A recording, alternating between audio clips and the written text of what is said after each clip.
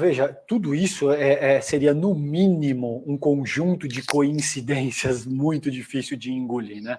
Agora, Saraiva, eu tenho uma questão que eu gostaria de abordar contigo, que é o seguinte, e é uma pergunta legítima, tá? Não é uma pergunta retórica, não. Eu realmente gostaria de entender isso. Os profissionais da Receita, eles são autoridades policiais, certo? Essa é a primeira pergunta, me corrige, por favor, se eu estiver errado. E, uma vez que um ministro de Estado diz que não tem nada a declarar e está aportando 16 milhões de reais em joias, e ele é pego em seguida, depois de dizer que ele não tinha nada a declarar, a pergunta aqui é, isso já não caracteriza um crime, que ele poderia ter sido acionado naquela hora ali?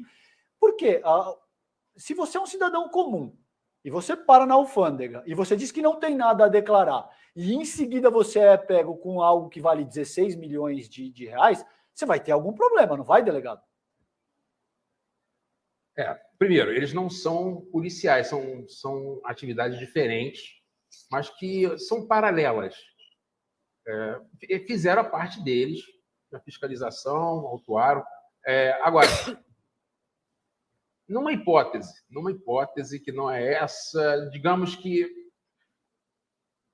poderia se caracterizado, sim, uma prisão em flagrante. Não sei se naquele caso concreto, que só quem estava ali na hora sabe as circunstâncias exatas, feitas todas essas ressalvas, a depender do entendimento, porque a prisão em flagrante eles poderiam ter feito. Se fosse o caso, acredito que se fosse, teriam feito. Então, não pode restar dúvida, e ali pode ter surgido alguma dúvida sobre a legitimidade daquilo. Por exemplo, poderia ser um presente mesmo, e poderiam estar aguardando uma confirmação do governo da Arábia Saudita. Então, isso tira assim, vira a proteção das autoridades públicas.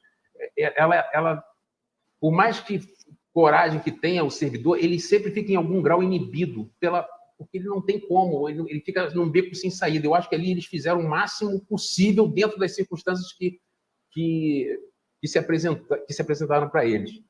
E esse fato... Agora, por que um governo estrangeiro deu tanto dinheiro, né, ou para o governo brasileiro, que não parece ser o caso, ou se foi um presente pessoal? Isso me lembra aquela cena do filme Poderoso Chefão, a segunda parte, em que o ditador Batista recebe um telefone de ouro maciço. E no filme fica claro que se trata de suborno, né? Porque não existe almoço grátis. Estamos falando de 16 milhões de reais escondidos dentro de uma estátua, de um cavalo. As histórias simplesmente não batem. Vindo de uma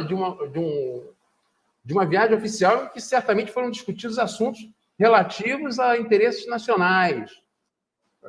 Ficou muito feio, para dizer o mínimo. Isso está sendo apurado, certamente vai se chegar a alguma conclusão. O ministro Flávio Dino já fez declarações nesse sentido, que a apuração será rigorosa. E um negócio desse e tem mais um detalhe, né? Sabe-se lá se esses diamantes não saíram do Brasil mesmo, porque estão contrabandeados lá para fora, estavam voltando, né?